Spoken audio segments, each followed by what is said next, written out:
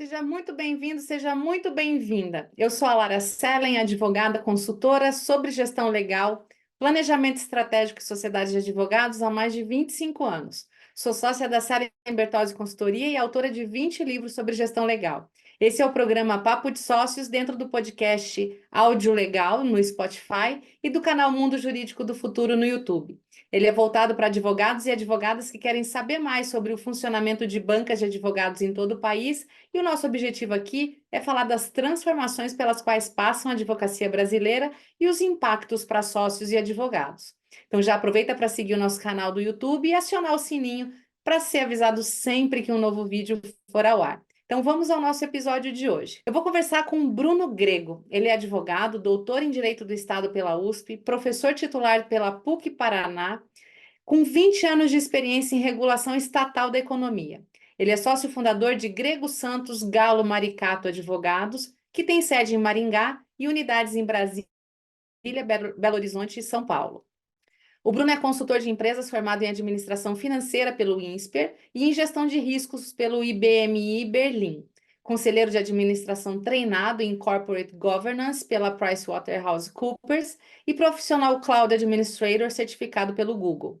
Ele atua como consultor do The Boardroom Consulting Group e foi consultor da ONU no Programa das Nações Unidas para as Cidades. Ele é delegado na terceira Conferência das Nações Unidas sobre Habitação e Desenvolvimento Urbano Sustentável e foi procurador da Fazenda Municipal e professor visitante em destacadas universidades do Brasil e do mundo. Eu já quero agradecer a presença dele aqui no nosso podcast e estou ansiosa para saber a visão que ele tem sobre a advocacia, o Grego Santos e o futuro da sociedade de advogados. Bruno, seja muito bem-vindo ao nosso Papo de Sócios. Você é um querido amigo que a gente se conheceu em mesa de consultoria, e é o que eu sempre digo, né? A gente começa como cliente e consultor e vira amigo, admirador, e você é uma das pessoas que eu efetivamente admiro profissionalmente.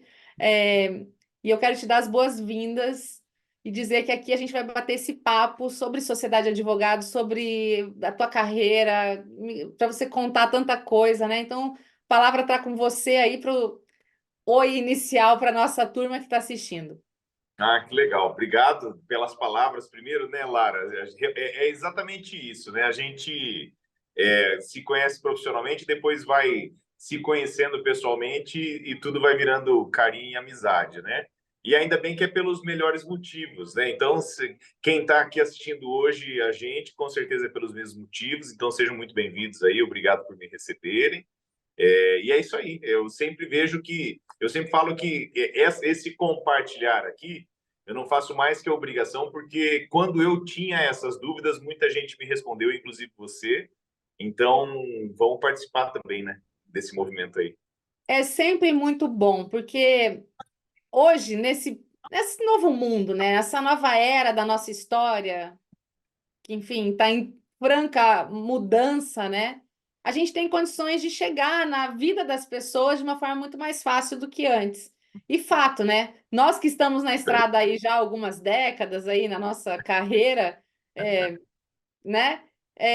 O começo foi muito analógico, né? E a gente tem que É, aproveitar esse potencial de disseminação, porque às vezes tem alguém lá do interior que sonha em fazer algo que acha tão difícil e de repente fala, não, não é tão difícil assim, né? Ó, eu segui esse caminho aqui. E uma coisa que eu sempre gosto de perguntar para os nossos convidados aqui do papo é que quem vê o Bruno, né, com um currículo tão recheado de experiências internacionais, experiências acadêmicas, institucionais, dentro da ordem, ONU, entre tantas coisas. Quem vê o Bruno hoje fala assim: nossa, né? Foi fácil para ele. Mas o que eu queria saber é como é que era o Bruno estagiário. Como é que foi isso? Essa fase lá da tua vida, você ainda nos bancos da faculdade, decidindo de tudo um pouco. Como é que era? Olá, eu vou te falar assim, ó, uma curiosidade que eu falo muito pro pessoal. Eu nunca fiz estágio, sabia? Mas eu vou explicar por quê. Eu sempre falo que eu tenho uma visão muito clara sobre como que é o caminho de carreira. Eu sempre falo, ó, carreira acontece. pessoal tem muita necessidade de planejar carreira, né? E eu falo que, principalmente numa profissão como a nossa, a gente não consegue planejar, a gente faz uma gestão de carreira, né? A minha carreira é aquela carreira que ninguém imagina que daria certo na advocacia. Eu sempre fui concurseiro, né? Sempre fui um cara que queria ser servidor público, eu achava besta quem queria advogar, muito menos da aula, né? Então, só que o que é mais importante, eu vejo que são duas coisas aí. Primeiro, é uma abertura sincera, é a gente ter o coração aberto para o que vai acontecer e para ter uma tomada de decisões que seja reflexiva, né? E o segundo é aproveitar os pequenos progressos. Tudo é baby steps, né? Então, eu costumo falar com o pessoal que em 10 anos, quando eu ainda tinha carreira pública, eu passei de teleatendente de companhia pública, que ficava lá o dia inteiro atendendo telefone, a consultor da ONU na Noruega, né? E como que isso aconteceu em 10 anos? Porque foram sempre os pequenos progressos, foi sempre um passinho pequeno, um outro passinho que eu fui aproveitando. Então, acho que um recado bacana para deixar para quem tem vontade de fazer uma carreira na advocacia e construir uma vida que sempre vai para frente é que, como diria a vovó, onde pinga não seca, né? Então, se sempre está andando um pouquinho, está sempre melhorando. No meu caso, quando eu entrei na graduação, em poucos meses eu tomei posse em cargo público, né? Com 17 anos passei em concurso, tive que esperar até os 18 anos para tomar posse. Então, eu sempre fui servidor público e eu sempre quis continuar sendo servidor público. Mas na academia é que eu descobri que, na verdade, o mercado chama, né? E aí, o que eu acho que foi uma grande escola para mim, e é o principal recado para deixar para quem quer construir uma carreira na advocacia, dando soluções e construindo soluções para os clientes e resolvendo problemas, é que a maior escola que a gente tem é justamente onde a gente não acha que vai aprender as coisas, que é do outro lado do balcão, né? Então, uma vez, Lara, eu estava dando aula na pós, e eu estava conversando com uma estudante, e ela falou: professor, tem vontade de advogar. Eu comecei a advogar, né?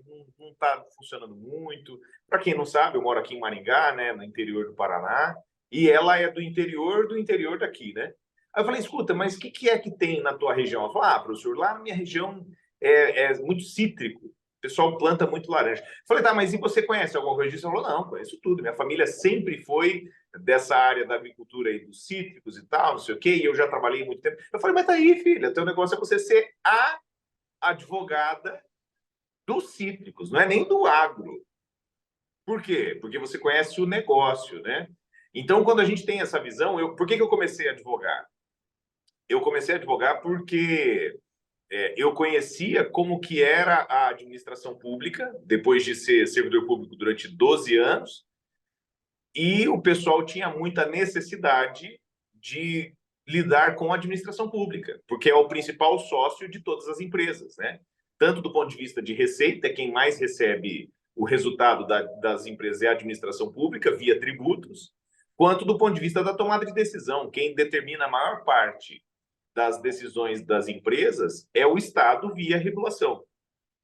Então, eu vi até um negócio bacana, né, no bate-papo, assim, eu vi hoje uma notícia, você deve ter visto antes de mim, que você é muito mais atualizado, do pessoal falando assim, crescimento econômico no Brasil vai gerar muitas oportunidades para o direito empresarial. Certo? Não, errado. Porque o que o cliente precisa não é do direito empresarial. O cliente muitas vezes precisa do direito de família para lidar com a governança dele. O cliente precisa de direito tributário, porque ele não aguenta mais pagar tributo. O cliente precisa de direito administrativo. Então, o fato de eu, por exemplo, ser um cara que construiu uma carreira inteira no direito do Estado e hoje eu só tenho cliente privado da área de tecnologia, que é algo que parece completamente diferente, é justamente o que é aquele balangadanzinho que acaba dando certo, né? Eu acho que é muito assim, o negócio acaba sendo meio aleatório, por isso que é bacana fazer essas conversas. E você sabe, hoje eu estava refletindo, eu fiz um TBT hoje da primeira sessão de fotos profissionais que eu fiz em 2003, como Eu vi. consultora iniciante ali, né? Aham, E é eu vi, bem eu isso. vi. Eu falei assim: olha, eu só tinha uma vontade muito grande, uma coisa É. que me chamava. Eu não tinha a menor ideia do que ia acontecer efetivamente, mas eu sabia que se eu desse passos pequenos, mais firmes, com Uhum, qualidade, com honestidade, com um trabalho sempre buscando resolver o que o outro cliente, né, que é a outra pessoa que veio me buscar, precisa, a gente vai aproveitando as acontece. oportunidades e elas vão, as portas vão se abrindo e as coisas vão acontecendo, e é bem isso, né?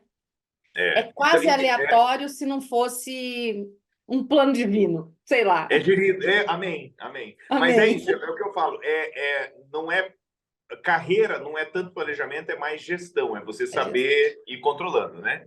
E assim, eu sei que o público dessa conversa aqui é um público extremamente amplo, né?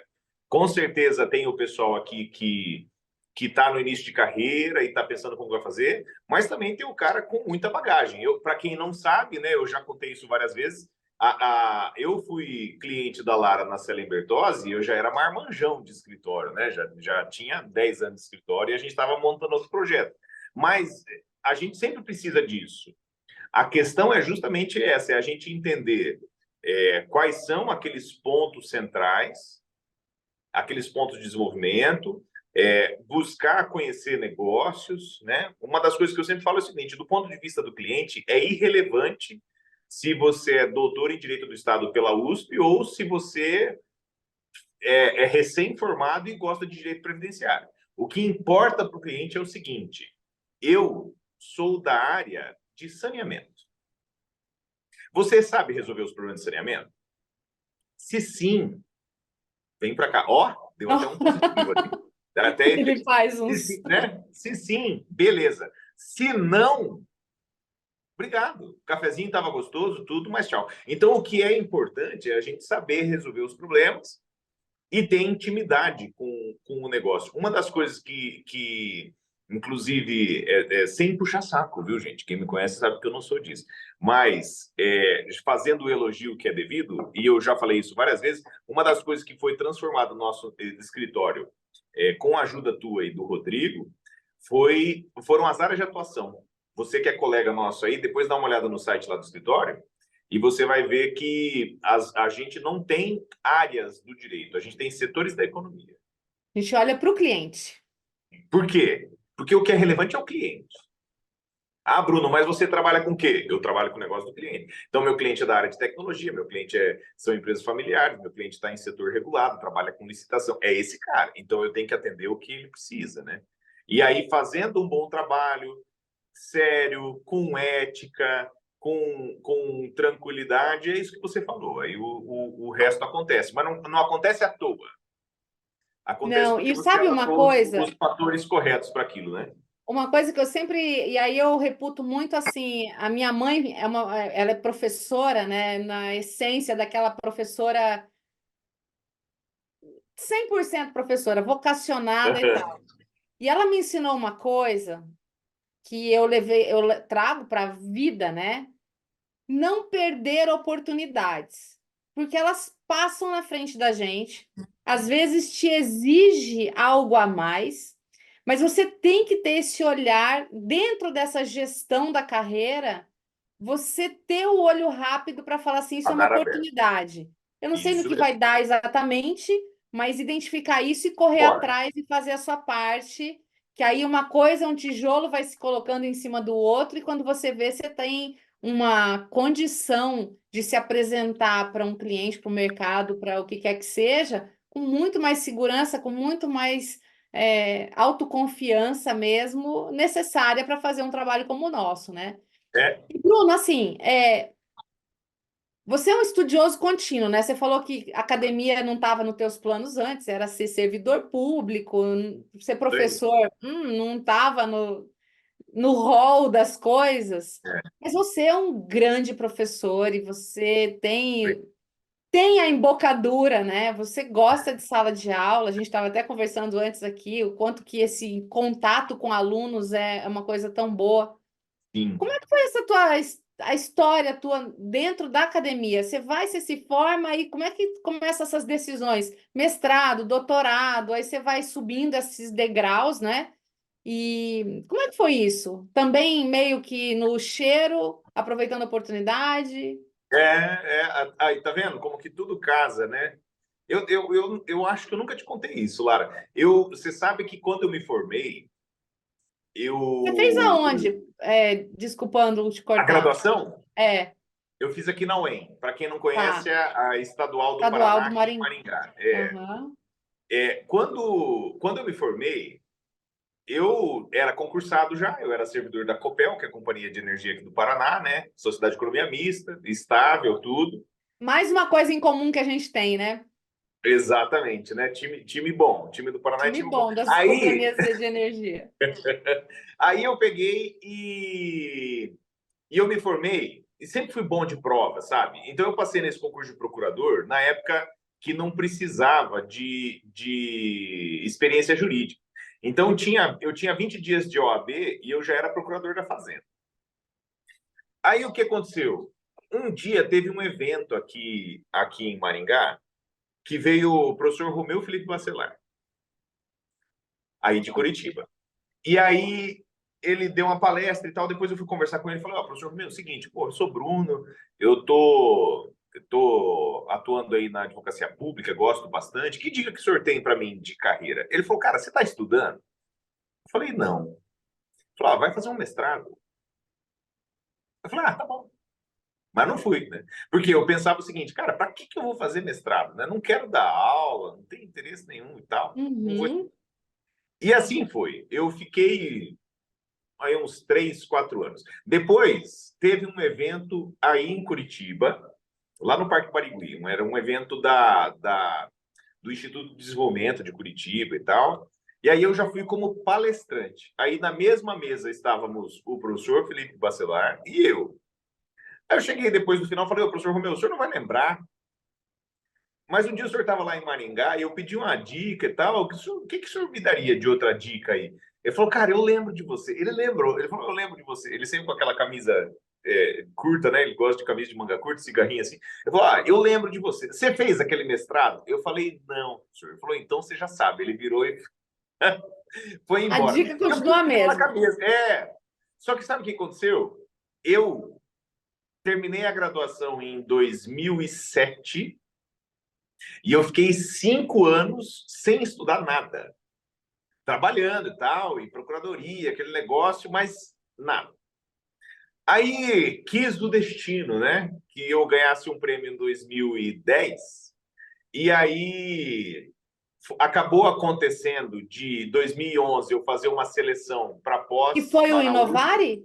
o Prêmio Novari, Prêmio Inovari, né? Quando eu ganhei o Prêmio Novari era dezembro de 2010. Aí lá por fevereiro, março de 2011, um professor da USP me ligou. E aí você estava falando, né, que era outro tempo, era mais analógico. O cara ligava e ele não tinha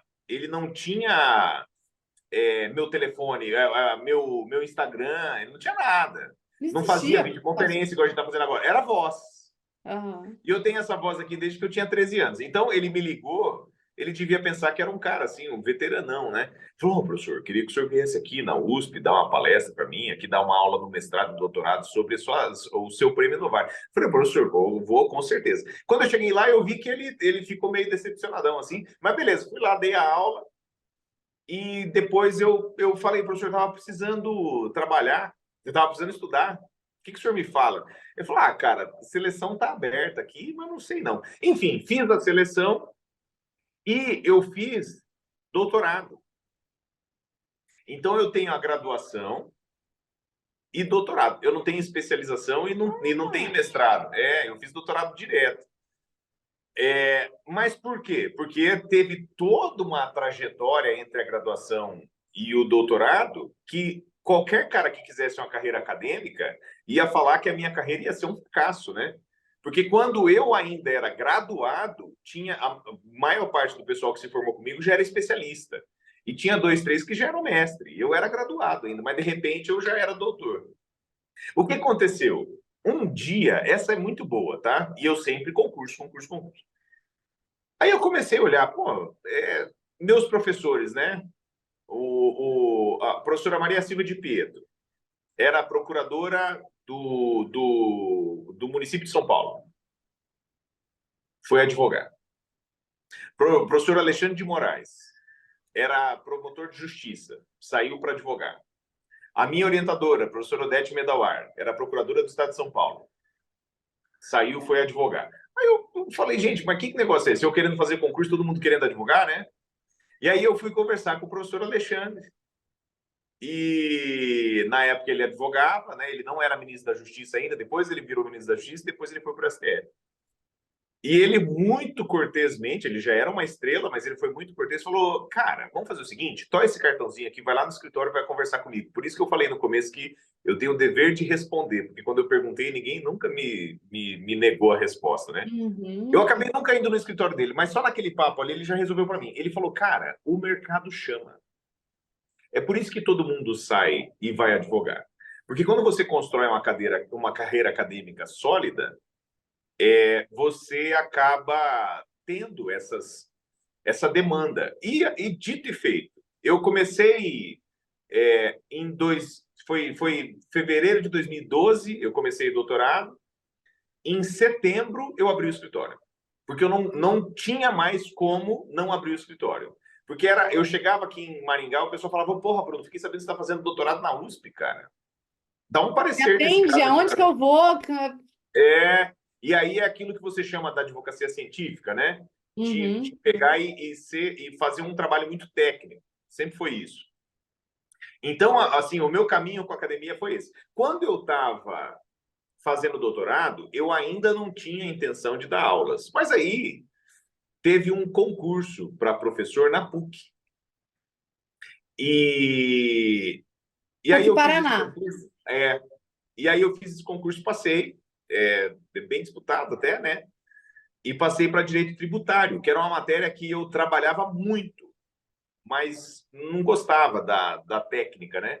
E acabou virando a disciplina que eu mais trabalho até hoje aí na academia. Inclusive, eu estava hoje dando um treinamento sobre tributação de municípios para o Poder Legislativo, várias câmaras de vereadores. Até por isso que eu estou de terno, viu, gente? Que eu não venho de terno mais no escritório. Mas é Não, o mas tipo você de tem coisa uma que toga ali atrás que eu tô tem. vendo. Aqui, ó. Quanto antes eu aposento essa danada aqui, ó. E Deixa o ela tá paletó fica bonita, ela tá pendurado. fazendo uma figuração boa ali. Você viu, né? Não Agora é? sim, tá desse jeito aí. Aí eu sou muito formalista, então quem eventualmente me conhece aí sabe, eu adoro as formalidades, né? E eu faço. A última vez que eu fui no TJ deve ter sido. Não, foi com certeza em 2019. Antes da Depois pandemia. da pandemia, nunca mais. E aí, sustentação oral Tá é aqui. tudo online. Mas eu faço sustentação oral online de BR. Isso eu acho que é legal, né? São alguns cuidados aí da tua liturgia, né? De não Exatamente. esquecer qual é o teu papel. O fato de você estar na tua sala familiar, onde você toma seu café, onde você bota o seu pé em cima da mesa, mas esse É, momento tem que ser respeitado, né? Então, isso. muito legal, assim, são muitas coisas, né? Só para a gente não perder a chance, Ah, o que que era o Inovare que você ganhou? Qual era o teu projeto? é o seguinte. Olha as oportunidades. Estou citando sua mãe, tá? Quando eu fiz o concurso para procurador, eu entrei e eu era recém-formado, não entendia nada, né? Aí um dia caiu aqui, é muito arborizado, todo mundo sabe disso. E aí caiu uma árvore em cima de um monte de carros. E aí o pessoal perguntou para mim: Ô, Bruno, o que a gente faz? Cara, a culpa é de quem? Não, foi nossa mesmo. A gente não dá manutenção nas árvores, ele cai direto. Ah, é. Tá bom. E a gente tem alguma documentação disso? Vixe, tem, cara. O pessoal, inclusive, já tinha pedido protocolado aqui para tirar essa árvore e a gente não tirou. Tá bom. E o que eles estão pedindo de orçamento aí é justo? Se a gente deve e o preço é justo, paga. Na minha cabeça, cara recém-formado, era a única lógica de justiça, de execução de justiça. E aí eu sempre fui um cara de processos, de gestão, de governança. Não que eu gostasse disso, mas eu fui treinado nisso na Copel. Então, aí eu criei um processo, fiz um fluxograma, fiz um regulamento para esse programa de transação extrajudicial. E aí começamos a fazer transação. O que aconteceu foi que em 2 anos eu zerei a fila de precatórios do município. O negócio tomou uma proporção tão grande que o município só resolvia as coisas com transação e economizou uma grana doida. Por quê? Transação são concessões mútuas, né? Então a Uhum. gente reconhecia o pedido, só que recebia um desconto enorme para pagar as coisas. E era bom para todo mundo. Resultado: depois que eu fui descobrir que todo mundo pegava o Celso Antônio Bandeira de Mello, botava debaixo do braço e falava: não, isso é indisponibilidade do interesse público, você não pode reconhecer o pedido. Eu falei: não, de onde você tirou isso? Não tem na norma, não tem regra, não tem Constituição que fala isso. E aí ficou esse debate. Quando, em 2009, eu me inscrevi no Prêmio Novar e perdi. Eu fui finalista, mas perdi. Uhum. Em 2010, eu passei até as menções honrosas e ganhei em primeiro lugar. Inclusive, é uma curiosidade, no Prêmio Novari, eu fiquei sabendo disso depois, né? Eles fazem uma sessão do Conselho do Prêmio Novari. Participam os ministros do STF, representante da Fundação Globo, representante do Conselho Federal da OAB, etc. E quem se apaixonou pela minha tese foi o ministro Toffoli. Depois ele veio conversar comigo. Ele falou: cara, eu não acredito que você fez isso. Eu falei: mas porra, não fiz mais do que obrigação. Mas enfim, foi por isso que eu ganhei o prêmio. E o que é importante disso que você falou sobre as oportunidades? A gente tem que saber aproveitar as oportunidades. Com certeza tem muita prática tão boa, ou até melhor do que a minha, que nunca foi premiada, porque nunca se inscreveu. Se o cara não A se dose inscreve, de não tem chance de ousadia ganhar. também, né? É. E é uma resiliência, né? Eu me inscrevi e perdi. Aí eu fiquei meio chateado, assim, vamos na próxima, na outra eu ganhei. Então é um negócio assim que a gente não imagina. É, e olha como o que você falou dos pequenos progressos é importante. Eu saí da Copel para ser procurador, ó, de novo, positivinho aí, para ser procurador no município pequeno, tal, etc. Muita gente falou: cara, você é louco, você vai sair. Porque eu já tinha 5 anos de carreira, né? Eu pedi exoneração para ir para um outro cargo que eu ganhava menos, né? Mas eu fui, falei: não, me formei para isso, vou lá.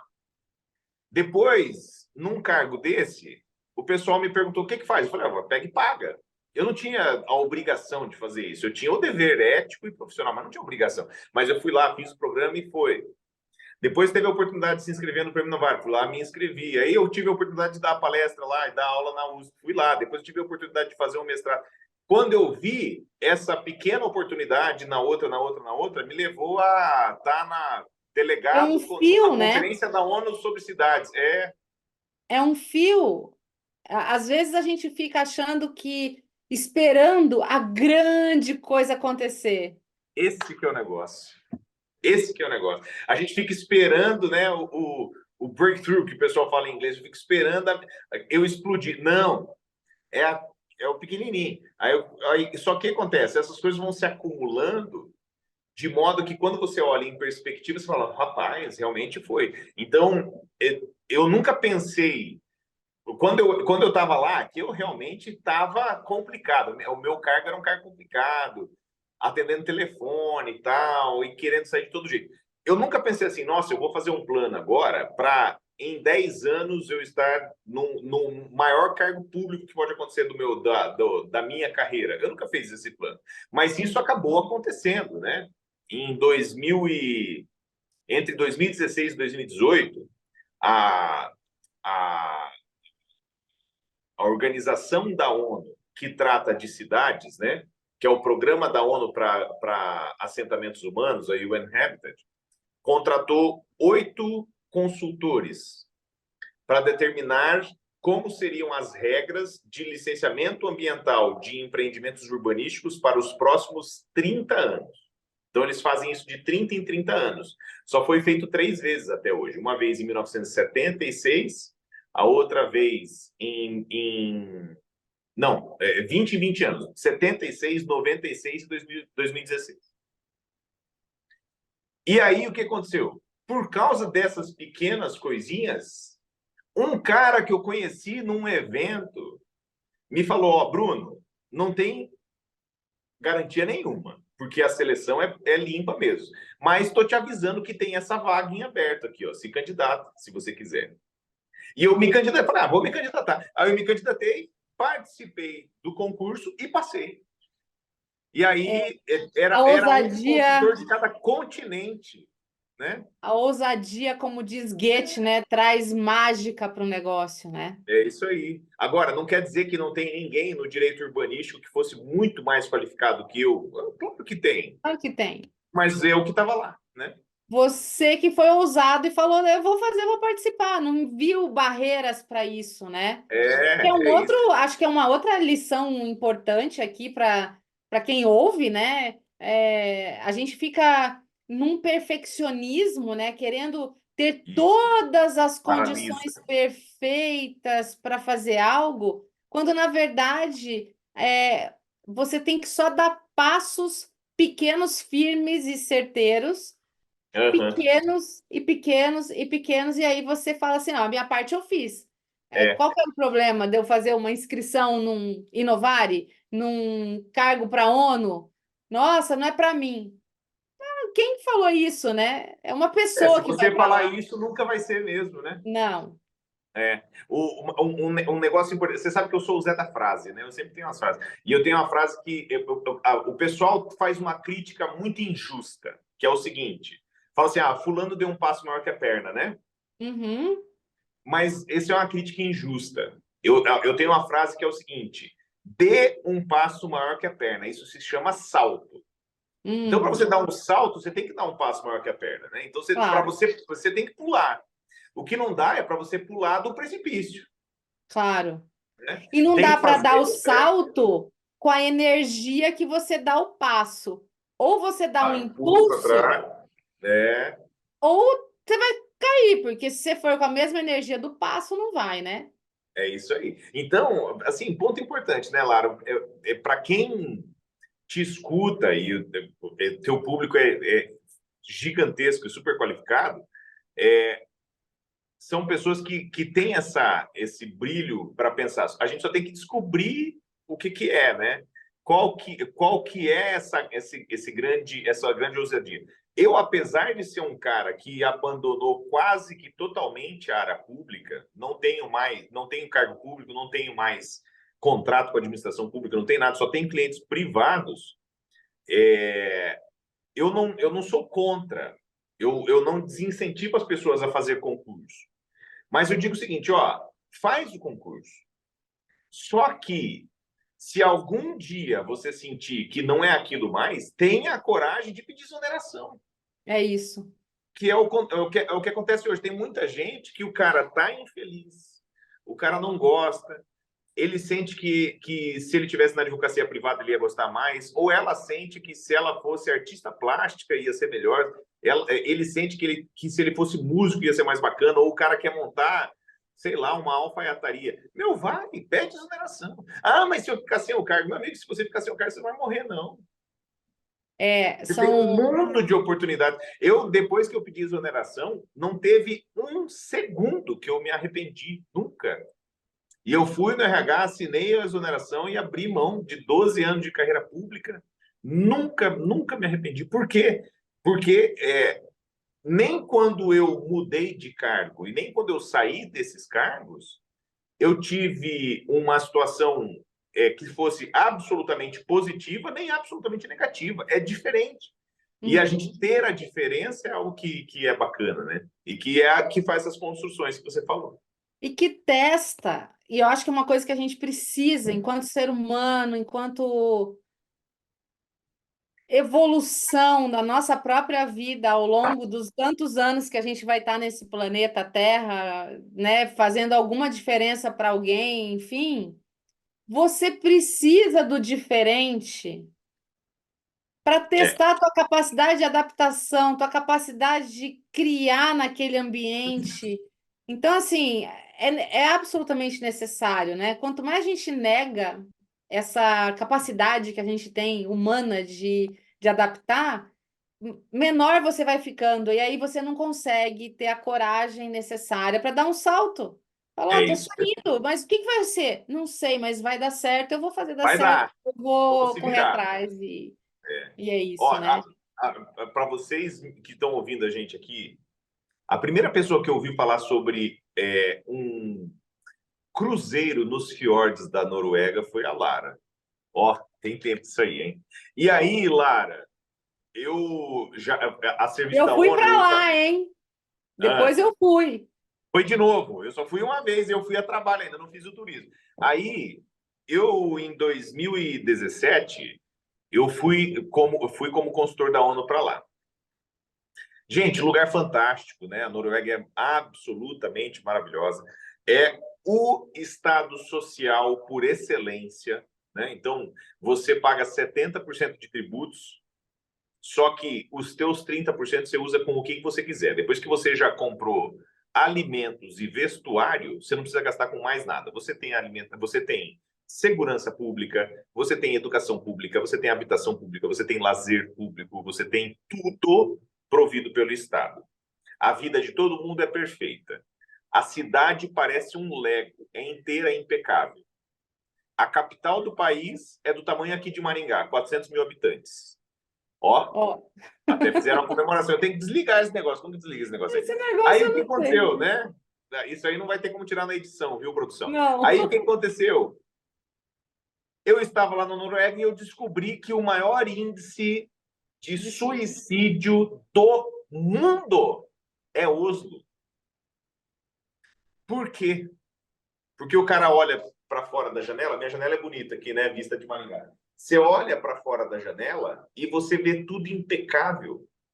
E o cara percebe que se ele não existisse, não ia fazer diferença. É a pior derrocada que existe da existência humana. Aí o cara pula da janela e se mata. Por quê? Porque não tem desafio, não tem problema para resolver. Por isso que eu gosto de carro velho. Carro velho, você sempre está tendo que consertar alguma coisinha. A vida é a mesma coisa. Você não tem desafio, você não tem algo diferente. Qual que é o grande problema da estabilidade de cargo público? É que você se enxerga preso em algo que às vezes você não quer. Muita gente é vocacionada, tem servidores públicos fantásticos, mas muitos não querem. Só que você se torna uma prisioneira, um prisioneiro daquilo, e você percebe que, por exemplo, eu com 25 anos, eu já estava no topo da carreira da procuradoria, eu era diretor do departamento jurídico geral. A aposentadoria compulsória era com 75 anos. A única coisa que me passava na minha cabeça é que eu ia ficar os próximos 50 anos sem mudar nada. Sabe como que eu vejo isso? É como se você estivesse lá naquela prisão marcando um dia, Um outro dia, dia, 5 dias, corta. Um dia, outro dia, 5 dias, exatamente, corta. exatamente. Nossa, não, não dá, não dá. E tem muita gente assim, contando os dias para aposentadoria. Então, assim, qual que é a grande beleza? Para qualquer profissional liberal, com certeza tem pessoal que é da contabilidade, que é da economia, que é da psicologia, que te acompanha aqui também, né, Lara? Uhum. Mas, principalmente no direito, que é o que eu conheço, né? A grande questão da advocacia no direito é que você tem o que um procurador-geral que eu trabalhei com ele, infelizmente morreu durante a pandemia, o Douglas Maia, ele falava que era o vento nos cabelos, né? Falava, cara, a advocacia tem o vento nos cabelos, né? É aquela questão de você ter o que fazer. Então, fica a dica aí para você, queridos. Não se esqueça, hein? Temos que dar o pulo, o passo maior que a perna. Isso se chama salto. Ó, fazer um recorte desse aqui, depois vou pôr no meu Instagram. Nossa, isso aqui tem Então, que essa, fazer. essa aqui é a questão, né? É um negócio bacana. E assim, uma das nossas propostas aí, Lara, é falar sobre isso, sobre o autodesenvolvimento. E eu acho que o autoconhecimento é muito importante para isso, né? A gente saber também que que muitas vezes tem um sonho da família para nós, tem um sonho dos pais para nós, tem um sonho do cônjuge para nós, às vezes tem um sonho até dos filhos para nós. Mas a gente tem que saber que às vezes, se aquilo não é para nós, ou se é, ou se não sei se vai ser ou não, vai lá, testa, depois a gente... Não, show de bola. Falando em salto, e saltando para um assunto que eu acho que é muito importante para a gente falar aqui, porque você Aham. tem essa história da tua carreira, N ruas que você entrou para você encontrar seus caminhos e cada virada de esquina uma surpresa, uma boa surpresa, um desafio surpresa, Aham. o que seja. Como é que fica o salto para a sociedade de advogados? Você que vem do setor público, faz esse movimento. Lá a gente não precisa ser sócio de ninguém, porque você está Isso. dentro de uma estrutura. E aqui você precisa ter sócio, senão você não cresce, senão você não consegue avançar. Como é que é a sociedade, Bruno? Como é que funciona na tua cabeça estar com outros colegas que não são família, que não são colegas, né, que se unem? Como é que é isso para você? Ô, Lara, você sabe que eu sempre falo o seguinte: eu tenho muito mais, não é mais, é muito mais ex-sócio do que sócio, né? Então, Eu e eu tenho sei. bastante sócio hoje, eu tenho 14 sócios, mas eu tenho muito mais ex-sócio do que sócio. Eu já tentei tudo o que era possível até chegar num ponto que, para mim, hoje é o ideal, né? Eu tenho sócios absolutamente fantásticos,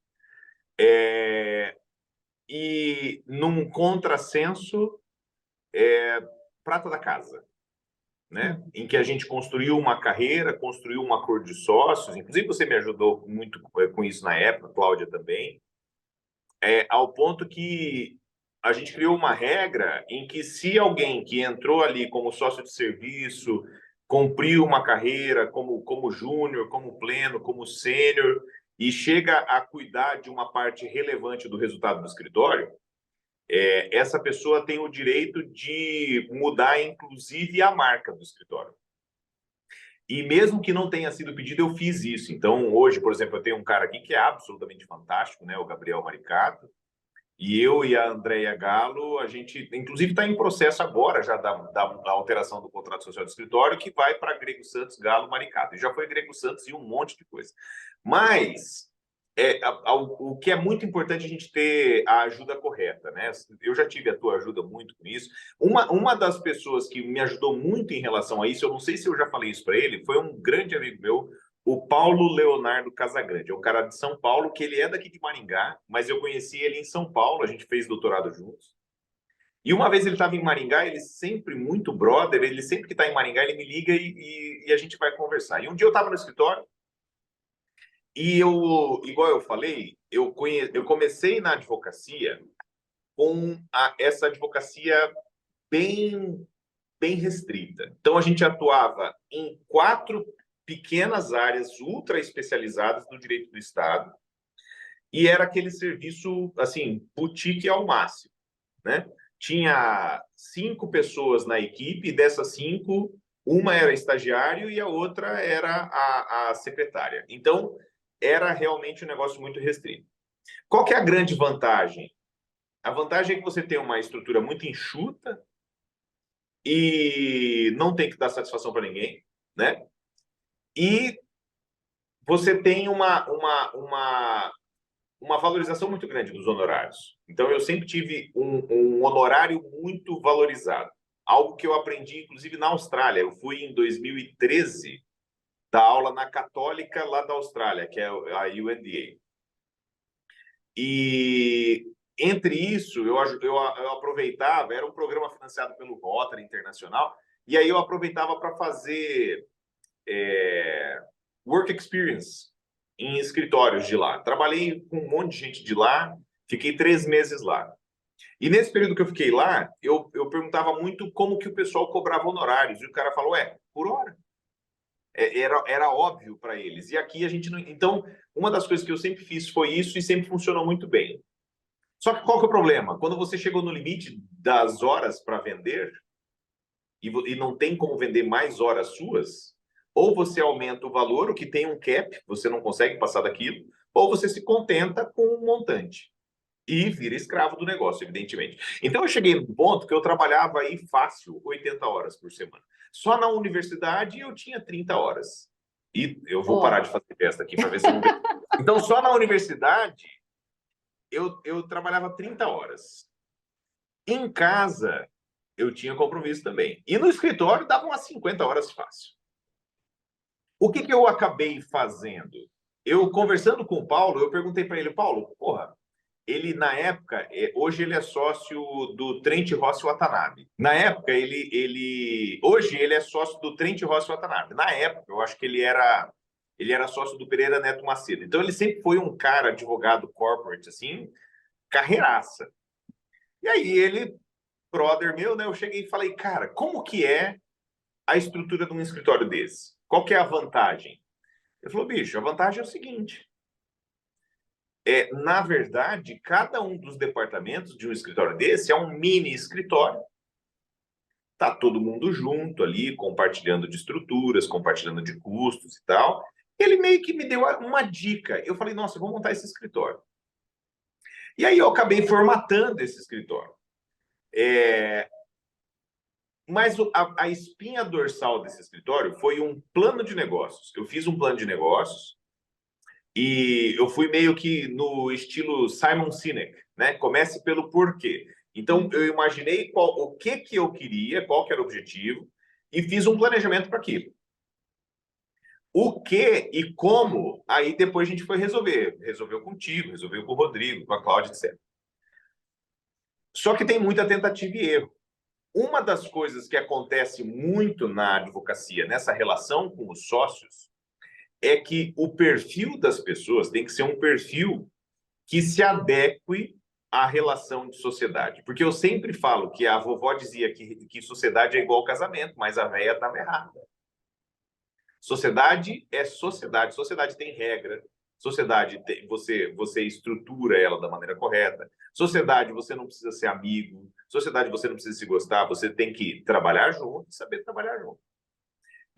Então, o que sempre foi positivo das minhas sociedades é que sempre teve uma regra muito sólida e essa regra sempre resolveu o problema. Então, eu já tive muito problema com sócio, problema simples, problema grave, problema de ruptura, problema de spin-off. A gente teve há pouco tempo aí problema de spin-off no escritório. Qual que é a grande vantagem? Um suporte muito grande em tecnologia. Então, aqui, pouquíssimas pessoas têm um controle grande do negócio, é muito pouco alguém tem um controle grande do negócio. Eu sempre falo o seguinte, que felizmente ou infelizmente, ninguém é insubstituível, né? Então, tirando quem faz relacionamento com o cliente, no nosso escritório hoje, a gente consegue, das 18 horas de um dia até as 8 do outro, substituir qualquer advogado, qualquer profissional. Já tive a necessidade de fazer isso. Então, eu acho que a grande questão é essa, é a gente saber que precisa realmente ter uma estrutura profissional. A advocacia é um negócio, não deve ser mercantilizada. É isso que o pessoal confunde. Então, o que nós, advogados, advogadas, não podemos é mercantilizar a profissão. Então, a nossa profissão tem uma dignidade diferente, que é uma dignidade constitucional, que vem do fato de sermos a tripa da justiça. Então, quem realmente conduz a força da justiça é a advocacia, que é, então, uma parte do exercício da soberania estatal. Agora, isso não pode fazer com que a gente queira trabalhar de forma amadoresca ou de forma caritativa. É um negócio que precisa ter sustentabilidade. Se a advocacia não tiver sustentabilidade, vai chegar uma hora que você não vai ser advogada mais, você não vai ser advogado mais. vai fechar o E isso escritório. vem de planejamento, vem de regras, vem de estruturação. Eu acho que o que é a principal dica, tá, Lara? E qual que sempre foi a função que eu fiz, que eu cumpri? Eu tenho a concepção que a maior parte dos negócios profissionais de serviços, mas praticamente todos os negócios, têm três grandes atividades e podem ter uma quarta. Quais são essas três grandes atividades? São entrega, relacionamento e gestão. Para você que é advogada, advogado em início de carreira, que está trabalhando sozinho, né? E está pensando em ter uma sociedade, pense no seguinte: você não consegue realizar com excelência as três atividades tudo ao mesmo tempo. Eu calculo no chute, né? Rule of thumb, como diria os ingleses, então completamente na percepção de que 30% do nosso tempo num escritório a gente utiliza para relacionamento. Desculpe, para entrega. Então, 30% do tempo você vai. Eu gosto de contencioso? É uma petição, é uma audiência, é uma sustentação oral. Eu gosto do consultivo? É um contrato, um parecer, uma reunião com o cliente, etc. Tá? Outros 30% a gente tem que investir na gestão, que é o que eu vejo, como dado aula 10 anos na graduação, eu vejo que é a grande ilusão do pessoal do recém-formado na graduação. O recém-formado não percebe que quando eu abri o meu escritório, o escritório eram duas pessoas, eu e a minha sócia, que também é a Andrea, que é minha esposa, quem que tinha que lavar o banheiro? Era a gente. Quem que fazia café? Era a gente. Quem tinha que pagar a conta? É a gente. Quem tem que pintar a parede porque lascou? É a gente. Então, isso o pessoal acha que virou advogado, advogada, e vai ficar aqui trabalhando no Projude e tal, e alguém está fazendo tudo em volta. Então, você tem que ter pelo menos 30% do tempo de gestão do negócio. Seja gestão operacional, seja gestão tática, seja gestão estratégica, que é pensar o cenário, planejar transformações e alocar recursos. Então, isso dá mais 30%. Agora, 40% do tempo tem que ser relacionamento. Todo negócio, o cara pode mexer com gravata, pode fazer café, pode ser advogado, pode fazer qualquer coisa. E eu poderia ser o melhor advogado do mundo. Se não vendesse, eu estava quebrado, porque tem que vender. Você tem que ter relacionamento, você tem que gerar demanda, você tem que criar parcerias, você tem que ter bons amigos, você tem que ter alguém para desabafar, você tem que ter tudo isso. Então, no meu cálculo, 40% do tempo, ou seja, é a maior parcela, não é mais da metade do tempo, mas das três parcelas é a maior. Você tem que fazer com relacionamento. E qual que é a melhor maneira que eu vejo para você conseguir fazer essas três tarefas de uma maneira que leve à excelência? Divisão de tarefas. E não tem como você dividir tarefas sozinho. Então, por isso como que eu enxergo, Lara? Que é muito importante na advocacia você ter uma relação de sociedade. Não estou falando nem, gente, a pessoa jurídica da sociedade de advogados. Se você trabalha como pessoa física, já saiba que você com certeza está errada, você está errado, pelo simples fato de que você só acha que tem economia porque está sonegando tributos, né? Então, falando como professor de tributário, se você tem o escritório como pessoa física, não tem problema nenhum, mas toda a sua receita tem que pagar 27,5% de imposto sobre a renda, mais 5% de ISS-QN, mais 20% de contribuição previdenciária, só aí já deu 50 e tantos por cento. Então, saiba que sai mais barato ter a sociedade, né? Fecha parênteses. Mas, sem falar nisso, mas falando na relação sociedade, você ter sócios é você ter pessoas para quem você pode, com quem você pode compartilhar a responsabilidade dessas três atividades, da entrega, da gestão e do relacionamento, como se fosse você mesmo fazendo. E isso só se faz com sócio. Não tem como você fazer com o empregado, não tem como fazer com o associado. O pessoal usa muito o contrato de associação como se fosse associação, mas é mais uma burla ao vínculo de emprego, né? Você precisa ter pessoas que realmente são donos. Qual que é a grande beleza? Ainda por cima, estamos numa profissão que, como é profissão intelectual, nos permite ter sociedade simples. E a sociedade simples pode ter um sócio de serviço, basta saber estruturar bem, em que você pode admitir aí sócios e sócias que têm uma certa flexibilidade de entrada e saída. Então, eu vejo que isso é o ideal. Agora, eu ainda tenho um objetivo, que como eu falei, pode ser que tenha uma quarta atividade. São pouquíssimos escritórios de advocacia Eu diria que aqui em Maringá é o nosso e mais uns dois no máximo, e se for juntar no Paraná aí não chega a 10, né? Que são aqueles escritórios que têm uma quarta atividade, que é a construção de reputação, que é aquele sócio que trabalha para criar uma reputação internacional, é o sócio que é uma referência daquela área do ponto de vista da literatura, e que isso é que traz a demanda, né? E isso eu ainda não resolvi, viu, Lara? Como que eu vou fazer para eu eventualmente ser um cara que trabalha só na reputação e só põe o carimbo, né? Mas tudo são evoluções, né? Quem sabe não vem mais sócios, e espero que não saia nenhum dos que tem hoje, né? Mas não vem mais sócios para isso. Então, é isso que é importante. O que eu acho de transparência? Que o cara que tem o tempo que eu tenho aí, né? Nem toda experiência é boa, é ruim, mas tudo é aprendizado. Uhum. Acaba percebendo que o fato de você poder ter problemas gravíssimos com sócios não anula o fato de que quem vai resolver o problema para você é ter sócio. Então, aí passa por construir boas regras, fazer boas admissões, boas seleções e saber que, por mais que tenha problemas, né, a gente acaba sempre estando num patamar melhor se você puder lidar com isso aí. Eu acho que você tocou num ponto que é fundamental e tem sido um trabalho bastante forte que a gente tem feito nos últimos anos, né? De estruturação da governança, porque você Isso, tem que respeitar as regras da casa, e eu não estou falando das regras de uma pessoa, estou falando de regras exatamente. que nós decidimos que nós faríamos, que faria sentido para a estrutura, e esses combinados antes dos problemas é muito importante, porque a hora que eles Exatamente. chegarem, falar, a gente combinou tal coisa, então é assim que a gente vai resolver.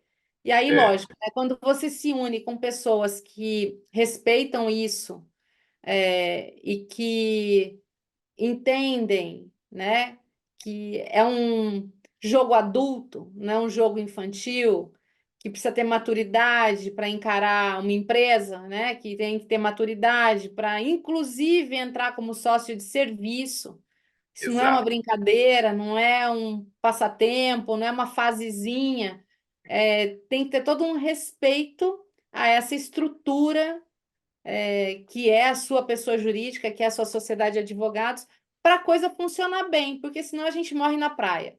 Primeiro Exato. conflitozinho que acontece, não quero brincar e me dá a Ah, bola, não quero eu vou mais, não embora. sei, não era Nananana. isso que eu pensava, né?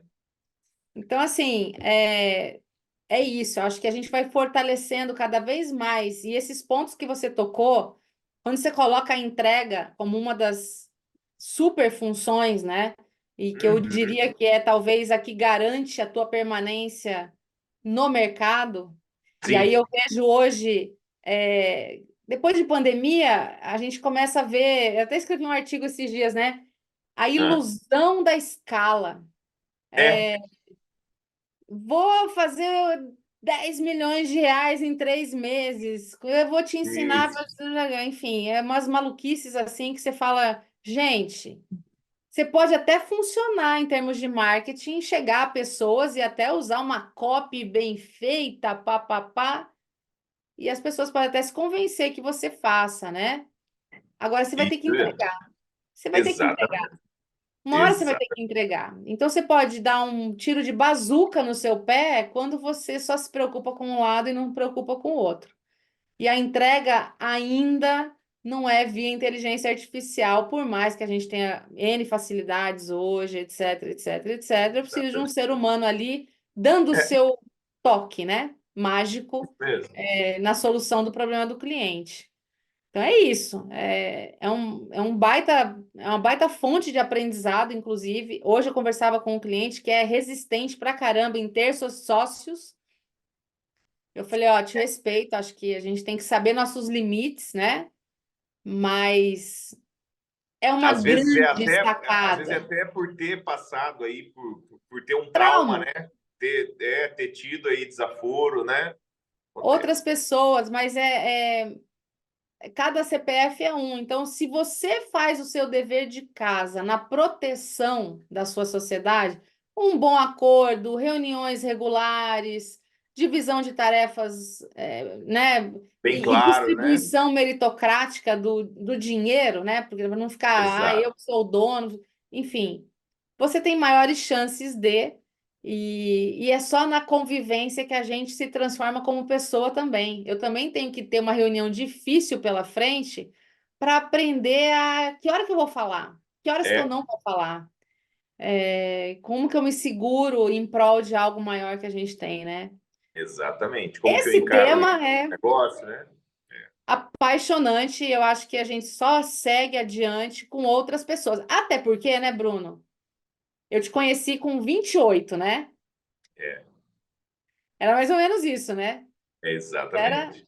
menino ali, né? Começando toda a tua história, começando com tanta É, carreira, com tanta bagagem, 28, 30, 32, por ali. não, As mas é isso décadas mesmo. passam, né? É uns Então, 28, às vezes até uns 27. Né?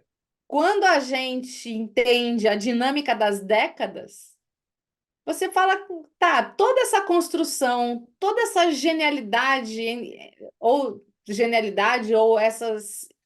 a forma de eu fazer, que é muito minha, que eu criei, o meu Aham. jeito, com meus conhecimentos, por que que isso tem que acabar quando eu decidi parar? É, isso Ou aí. quando Deus me parar? Porque é a única certeza que a gente tem, né? Então, sem sócio, Exatamente. você não faz sucessão. Então, Isso aí. é E isso. aí que é a questão. A gente tendo uma visão muito clara sobre como que tudo isso funciona do ponto de vista organizacional, né? E entendendo que a gente precisa trazer essas experiências que são também de outras áreas, assim, da atividade produtiva, né, para a nossa experiência profissional, isso acaba sendo algo que faz com que transforme postura, igual você falou, né? Eu gosto muito de pensar em quais são os ambientes para aprender. E, e aí, quem está ouvindo a nossa conversa até agora já deve ter visto que eu procuro as lições no lugar que tiver. Uma vez, eu estava conversando com um grande amigo meu, Marco Musi, que na época a gente não era amigos ainda. Ele era cliente, né? E depois ele se tornou um grande amigo. A gente realmente tem uma relação muito próxima. Somos até sócios, inclusive, em negócio. E quando eu estava conversando com ele, aquele bate-papo, tal, veio para o escritório e ele saiu de um escritório muito grande, que era o escritório que advogava para ele. Aquele negócio que você falou da ilusão da escala. Ah, dezenas de sedes, não sei quantos. Não quer dizer que esteja errado. É diferente. E veio para o meu escritório, que era aquele negócio muito profissional, mas com um cuidado muito próximo ali da alfaiataria. Aí eu perguntei para ele, falei, ô Marco, por que você saiu do escritório XYZ e veio para cá, cara? Porque eu preciso aprender isso, porque aí eu tenho um posicionamento de relacionamento para trazer mais gente. Ele falou, cara, e a gente tava tomando vinho. Ele falou, ó, lá eles me vendem uma taça dessa aqui, ó, Cristal Boêmia, 12% de chumbo. Eles me cobram um copo de vidro, daquele mais ou menos assim, ó, copo Santa Maria. E eles me entregam um copinho de café sujo, amassado e jogado no lixo. O que você faz é que você cobra a taça de cristal. Você vende a taça de cristal e você entrega a taça de cristal. E essa frase que ele falou assim de uma maneira completamente informal e na piada ali que a gente estava tomando vinho, eu escrevi na proposta de valor do Canvas do escritório, que é a automação apagou as luzes, vou ter que Tá acender de novo vendo? aqui, que é a coerência entre o valor entregue, o valor vendido e o valor cobrado. Já vou repetir isso aí, porque eu vou ter que falar na luz. Coisas da vida com tecnologia, né? Deu É isso 19 mil aí. horas no escritório, o escritório apagou tudo e falou, ó, vou embora. Então, isso que ele falou ali no clima o clima jocoso ali desse momento que a gente estava curtindo, tomando um vinho, é algo que é tão importante, tão pungente, tão forte, que a gente colocou na proposta de valor do Canvas do escritório, que é a coerência entre o valor vendido, o valor cobrado e o valor entregue. Então, isso é algo que é mantra para nós. Então, a gente vende um valor altíssimo, a gente cobra um valor coerente com isso e a gente entrega um serviço que, inclusive, ele é tão compatível que caracteriza o over-delivery da maneira como você quiser. A gente entrega, inclusive, muito mais. E é isso que faz com que a gente tenha uma consolidação de relacionamento com os clientes, né? Porque o negócio funciona exatamente dessa maneira. O negócio funciona de modo a que a gente possa sempre ter uma retroalimentação de todo esse processo em que a gente consiga ir se consolidando e igual a gente começou a conversa, né? Há quase uma hora aí já, de ir acumulando essas camadas para que isso realmente, quando você olha lá depois, você fala, nossa, igual você falou, né?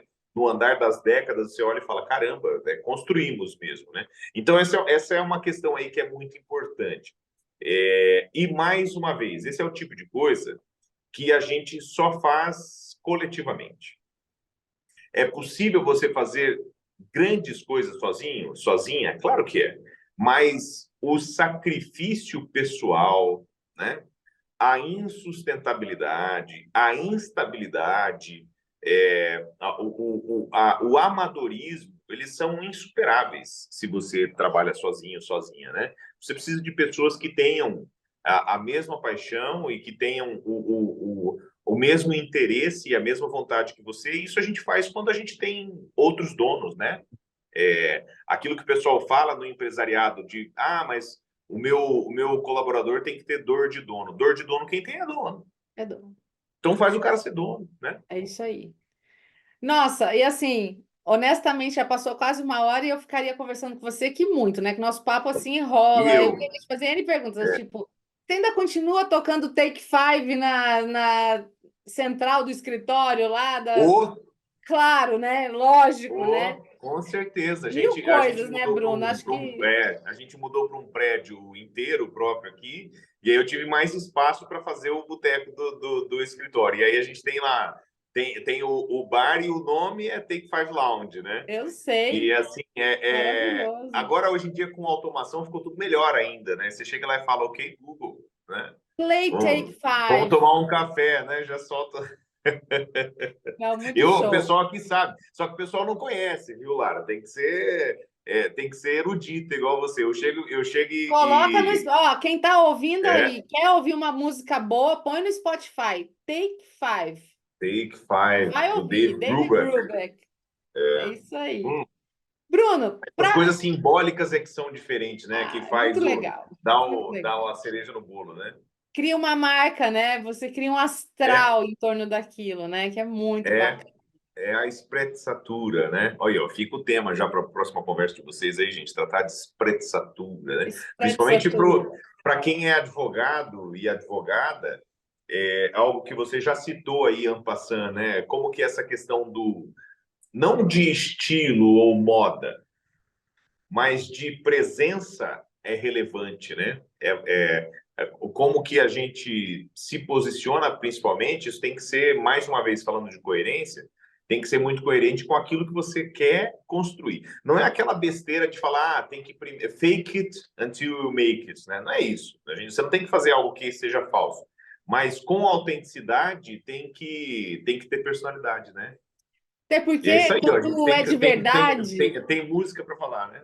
quando é de verdade, teu olho brilha, porque você gosta daquilo. É, Não tem como é isso fingir aí. que você, eu escolhi porque eu vi num blog. Não. Eu peguei o que eu gosto, né? A mesma coisa, se eu botar Beatles nas minhas. Eu falo, desculpa, mas pode Não parar o é? mundo, eu vou ouvir. Se alguém fizer uma pergunta para mim agora, eu não estou disponível. Isso. Deixa acabar a música.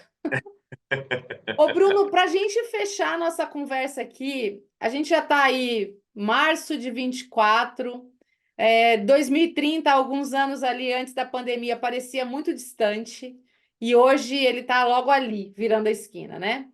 Como é que você vê a advocacia para 2030, ser sócio em 2030, ser advogado em 2030, lidar com tecnologia em 2030? O que vai ter que ter no pacote para a gente estar possível ali de se manter competitivo e tudo mais? Muda alguma coisa ou é só variações, são variações sobre o mesmo tema? Ô, Lara, pergunta, essa é aquela uma, né? Pergunta que Capiciosa. faz refletir. Essa aí dava mais uma hora para conversar sobre Dava. essa, né? Mas eu sempre falo o seguinte: isso é muito do meu modelo de trabalho. Não quer dizer que seja o único modelo de trabalho, não quer dizer que seja o melhor modelo de trabalho, não quer dizer que seja o mais rentável modelo de trabalho, mas é o que eu gosto de fazer. Eu gosto de trabalhar com excelência. Eu gosto de vender excelência, gosto de comprar excelência, né? Eu sempre, como eu falei, tem as frases. Vou soltar essa frase depois lá no meu antigo Twitter, agora eu tô só no Threads, né? Que eu não gosto desse negócio de o pessoal ficar fazendo takeover de empresa, né? Dica aí para vocês de área boa para trabalhar. Então, é, eu vou falar o seguinte, que para você entregar sofisticação, você tem que ser sofisticado, né? Não tem como você entregar sofisticação sem ser sofisticado. E eu gosto de excelência. E eu sempre falo que excelência é a combinação de altíssima especialização com multidisciplinariedade. Então, no direito, você que pensa, né, na carreira daqui a um tempinho, e respondendo aí essa questão da advocacia especificamente, em 2030, o cenário que a gente tem, do meu ponto de vista, é o seguinte: a gente precisa, de fato, ó, de novo, gente. Por que que solta? Eu não sei por que que solta aí Eu não os. sei, alguma Ó, coisa você faz com essa a aí a mão. produção vai cortar. Aham. Então, para 2030, qual que é a minha visão? A gente tem uma necessidade muito grande de ter uma visão de sustentabilidade para o futuro. E eu sempre falo que o que traz estabilidade para o profissional do direito é excelência. Mulher boa, homem bom, nunca vai ficar sem ter o que fazer. Então, não há dúvidas de que o que eu apostaria seria isso. E como que a gente constrói excelência? Na minha visão, altíssima especialização e multidisciplinaridade.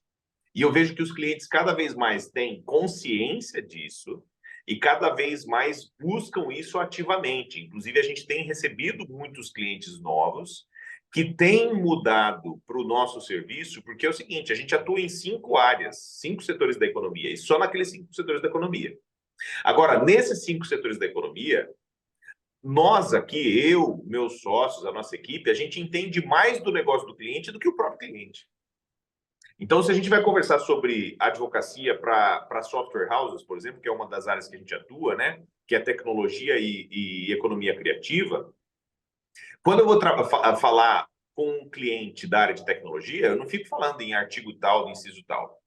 Eu falo em arquitetura de software, em linguagem de programação, em métodos de produção de software. Eu sei o que é uma sprint, eu sei o que é, um método ágil de produção, e eu vejo que a gente vai chegar ao ponto de a advocacia ser algo tão etéreo no Brasil que não haverá caminho outro que não a gente atuar como se atua lá fora. E você conhece melhor do que ninguém no Brasil, eu diria, né, Lara? Com toda a sua experiência, principalmente nos Estados Unidos, que é o seguinte: a advogada é um consultor de negócios. Quem gosta de série, né? Quantos de nós que já não assistiram Suits, e o cara fica surpreso com aquele negócio, pô, o cara chama fulano no escritório e resolve o problema. É o que eu faço todo dia aqui. Mas por quê? Porque se você ainda acha que a advocacia é baseada em contencioso, e se você acha que o teu primeiro cliente você vai pegar pegando uma procuração e entrando com uma ação, isso talvez nos idos de 2010, 2015 ainda colava, nos idos de 2025 já não cola mais, e nos idos de 2030 vai estar consolidado. Ninguém quer saber mais de problema, todo mundo quer saber de solução. Então, a advocacia, principalmente hoje, em tempos de coisas que são assim fugidias, né? Por exemplo, inteligência artificial, daqui a pouco não é inteligência artificial mais, agora é robótica, não é mais. A gente não sabe qual que vai ser o problema de 2025 ou de 2030. A gente só sabe que esse problema tem que ser resolvido. E a profissão de solução de problemas é a advocacia. Se a gente tem essa consciência, pode vir 2030, pode vir 2040, pode vir 2050, que a gente sempre vai estar muito bem consolidado. Excelência é multidisciplinariedade com altíssima especialização. Excelente, Bruno. Nossa, é isso, é sobre isso, né? Né? E aí, quando a gente fala de excelência com especialização, pode até incluir um escritório que atua no volume, mas se ele fizer isso com Sim, excelência claro. e com alta especialização naquilo que ele faz, não tem concorrência, não Não tem tem. quem Cumprindo a resolva o promessa. problema como ele resolve, né? Ai, Exatamente. muito bom falar com você, muito bom. Quero te agradecer por essa hora que voou, né? Pois é. E ouvir tuas histórias, ouvir a forma que você pensa, o jeito que você administra a tua carreira, teu escritório, enfim, é muito bom, tá? Quero te agradecer de coração. Você é uma pessoa que eu realmente trago como das pessoas legais que eu conheci ao longo da minha carreira, né? Que eu vou dando check assim, eu falo, nossa, tem muita gente boa que já passou pela minha vida, você é uma delas. E é isso, essa casa é tua, sempre que você quiser, fala, ó, me liga, fala, vamos bater um papo lá no Papo de Vamos Sócio. conversar. Estou aqui e a palavra está com você para os teus Ai, tuas últimas fantástico. Ó, o expressões que que eu vou aí. falar, né, Lara? Quem conhece a gente sabe que a gente se gosta muito mesmo. Então, gente, se algum dia vocês me encontrarem em algum evento que seja da advocacia, que estamos Lara e eu, vamos estar nós dois provavelmente tomando um espumante juntos. Então, assim, você sabe que eu realmente tenho uma paixão pelo que você faz. E o fato de ser convidado com uma recorrência frequente me deixa muito honrado. Então, obrigado, tá? Mais uma vez, Lara, um beijão para você. Saudades, né? A gente acaba se encontrando só assim. Uma hora nós vamos fazer essa conversa mais presencial, né? Ou eu vou a Curitiba, ou você vem para cá, ou a gente vai para São Paulo, para algum outro lugar e faz. Mas obrigado mais uma vez. Eu acho que o principal, Lara, é que você falando pessoalmente de mim, você oportuniza o cumprimento de uma missão, que é um negócio que é quase sacerdotal, né? Igual eu falei, com o tanto que eu recebi, eu tenho o dever de tentar devolver alguma coisa. Não quer dizer que seja algo de absoluta certeza ou que seja algo que é universal, é algo muito pessoal para mim e em muitas coisas eu estou errado, mas o fato de a gente ter a oportunidade de compartilhar e ajudar e inspirar pessoas é algo muito fantástico. Então, obrigado. Um beijão no coração para você. E você que assistiu a gente aí até agora, acredite, né, que realmente, como eu falei, carreira é um negócio que acontece, a advocacia é uma profissão maravilhosa. Eu sempre falo que eu vim para o direito de uma maneira absolutamente aleatória. Quem me conhece, já foi meu aluno, sabe, eu era músico profissional e fui para o direito. Mas não me arrependi um único dia. Foi uma decisão fantástica, uma profissão maravilhosa, mas que precisa de um norte, precisa de uma bússola, precisa de orientação, precisa de guia, precisa de conversas consolidadas com quem conhece bem. E eu sei bem o tanto que isso aí me ajudou, tá? Então, um beijo aí para todos vocês, uma boa carreira. E Lara, mais uma vez, você sabe como que é. Eu sou enrolado, sou ocupado, mas você me manda uma mensagem, a gente marca e conversa de A novo. gente dá um jeito, a gente dá um jeito, a gente acha É uma isso hora. aí. Bruno, um excepcional ano para você e que a gente realmente se encontre aí pessoalmente. Vou cobrar esse Nossa, espumante, porque essa conversa aqui tem que seguir. Tem várias coisas que eu quero te perguntar mais ainda. vamos soltar Beijo, projeto. querido. Valeu. Um beijo, Lara. Até mais. Que conversa boa essa com o Bruno. Nossa, ele traz realmente assim uma experiência muito rica, né, de carreira, e eu acho que ele trouxe para nós aí grandes lições para serem ouvidas algumas vezes para a gente absorver bem. Eu quero agradecer a tua presença aqui no nosso podcast e te convidar para se inscrever no nosso canal, tanto no Spotify quanto no canal do YouTube, o Mundo Jurídico do Futuro, e já falar para você trazer um colega, uma colega advogada para ouvir e assistir também. E não se esqueça de acionar o sininho para receber os próximos conteúdos. Se você quiser trazer seus comentários, né, com as suas impressões sobre sociedade de advogados, a vida de sócios e essa nossa conversa aqui, nós ficaremos muito felizes de te ouvir. Eu te convido também a nos seguir nas redes sociais, é só pesquisar pelos nossos nomes, o meu, Lara Sellen, da Sellen Bertozzi e do nosso convidado Bruno Grego, tanto no Instagram quanto no LinkedIn. No próximo episódio, nós conversaremos com mais um sócio fundador ou sócia fundadora, então acompanhe os próximos programas e então até a próxima.